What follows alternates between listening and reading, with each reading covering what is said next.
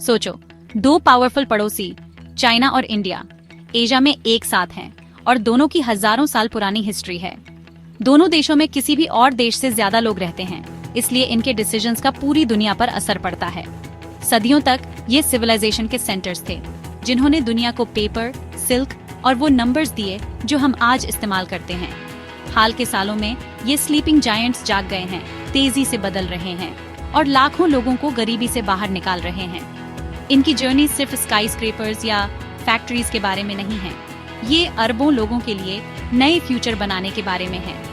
इनकी स्टोरीज को समझना हमें यह देखने में मदद करता है कि दुनिया किस तरफ जा रही है।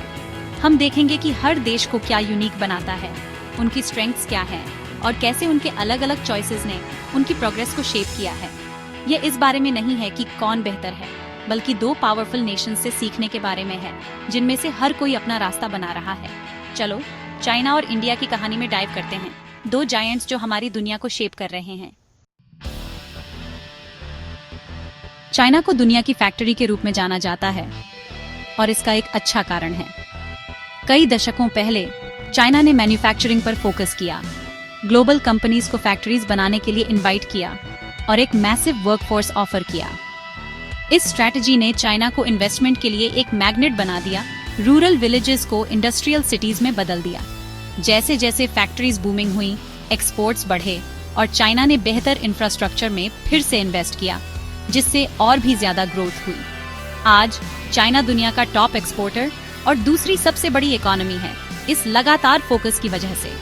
इंडिया इस बीच सॉफ्टवेयर और कस्टमर सपोर्ट जैसी सर्विसेज में एक्सेल कर चुका है, लेकिन इसका मैन्युफैक्चरिंग सेक्टर चाइना के स्केल से मैच नहीं कर पाया है। चाइना के सिंगल माइंडेड अप्रोच ने उसे एक हेड स्टार्ट दिया, लाखों जॉब्स और एक मजबूत इंडस्ट्रियल बेस बनाया। यह मैन्युफैक्चरिंग इंजन चाइना के उदय को चलाता है और ग्लोबल इकोनॉमी को शेप करता है। इंडिया की ग्रोथ स्टोरी अलग है, लेकिन चाइना का फैक्ट्री लेड बूम बेजोड़ है। दुनिया आज भी चाइना की तरफ देखती है जब बड़े पैमाने पर चीजें बनाने की बात आती है। चाइना की प्रोग्रेस उसके शानदार इंफ्रास्ट्रक्चर में साफ दिखती है। हाल के दशकों में इसने high speed trains, modern highways और फ्यूचरिस्टिक सिटीज का वास्ट नेटवर्क लगभग रातों रात बनाया है। ये प्रोजेक्ट्स सिर्फ दिखाने के लिए नहीं हैं, ये लोगों, सामान और आइडियाज को जोड़ते हैं, जिससे इकोनॉमिक ग्रोथ को बढ़ावा मिलता है। चाइना की सेंट्रलाइज्ड गवर्नमेंट बड़े प्रोजेक्ट्स को तेजी से प्लान और एग्जीक्यूट कर सकती है, जिससे एक सुपर एफिशिएंट सिस्टम बनता है। इंडिया भी मॉडर्नाइज हो रहा है। दिल्ली और मुंबई जैसे शहरों में नए हाईवेज, एयरपोर्ट्स और मेट्रो सिस्टम्स बन रहे हैं। लेकिन इंडिया की डेमोक्रेटिक प्रोसेस का मतलब है कि प्रोजेक्ट्स अक्सर धीरे चलते हैं, जिनमें ज्यादा डिबेट और अप्रूवल्स होते हैं। चाइना की हेड स्टार्ट और स्पीड ने उसके शहरों और ट्रांसपोर्ट नेटवर्क्स को फिलहाल ज्यादा एडवांस्ड बना दिया है। फिर भी इंडिया लगातार प्रोग्रेस कर रहा है, भविष्य की ग्रोथ के लिए ग्राउंडवर्क तैयार कर रहा है। इंफ्रास्ट्रक्चर उनके डेवलपमेंट स्टोरीज में एक की डिफरेंस है। बनाने की दौड़ जारी है, लेकिन चाइना का स्केल बेजोड़ है।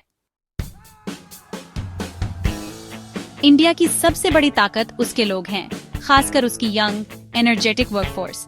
आधी से ज्यादा आबादी 25 साल से कम उम्र की होने के कारण इंडिया का डेमोग्राफिक डिविडेंड भविष्य की ग्रोथ के लिए एक पावरफुल इंजन है। दुनिया के सबसे बड़े डेमोक्रेसी के रूप में इंडिया खुली बहस और क्रिएटिविटी को बढ़ावा देता है, जिससे एक थ्राइविंग टेक सेक्टर को बढ़ावा मिलता है। बेंगलुरु और हैदराबाद जैसे शहर ग्लोबल आईटी हब्स हैं और इंडिया डिजिटल पेमेंट्स और अफोर्डेबल स्पेस मिशंस में आगे है। इंडिया की प्रोग्रेस इनोवेशन, रेजिलियंस और डेमोक्रेटिक वैल्यूज पर बनी है। इसकी जर्नी कॉम्प्लेक्स है, लेकिन पोटेंशियल बहुत ज्यादा है। इंडिया की कहानी स्टेडी, डिटरमिन्ड प्रोग्रेस की है, जो 1 अरब से ज्यादा लोगों के सपनों से प्रेरित है। सबसे एक्साइटिंग चैप्टर्स अभी आने वाले हैं। चाइना का तेजी से ट्रांसफॉर्मेशन सेंट्रलाइज्ड गवर्नमेंट प्लानिंग से प्रेरित है। 5 ईयर प्लान्स साफ नेशनल गोल्स तय करते हैं और गवर्नमेंट उन्हें हासिल करने के लिए रिसोर्सेज जुटाती है तेजी से। स्टेट ओन्ड कंपनीज की सेक्टर्स पर हावी हैं, जिससे चाइना एआई और ग्रीन एनर्जी जैसे स्ट्रेटेजिक इंडस्ट्रीज में इन्वेस्टमेंट को डायरेक्ट कर पाता है। यह टॉप डाउन अप्रोच बिना किसी देरी के मैसिव यूनिफाइड प्रोजेक्ट्स को सक्षम बनाता है। इंडिया का फेडरल डेमोक्रेसी सेंट्रल और स्टेट गवर्नमेंट्स के बीच पावर बांटता है, जिससे कोऑर्डिनेशन ज्यादा कॉम्प्लेक्स हो जाता है। जबकि यह सिस्टम डाइवर्स वॉइसेस को रिप्रेजेंट करता है, यह बड़े प्रोजेक्ट्स को धीमा कर सकता है। गवर्नेंस में यह कॉन्ट्रास्ट उनके डेवलपमेंट स्पीड्स में ज्यादातर अंतर को बताता है। हर सिस्टम की अपनी स्ट्रेंथ्स हैं और उसके ट्रेड ऑफ्स भी हैं। इंडिया की डाइवर्सिटी उसकी स्ट्रेंथ और चैलेंज दोनों है।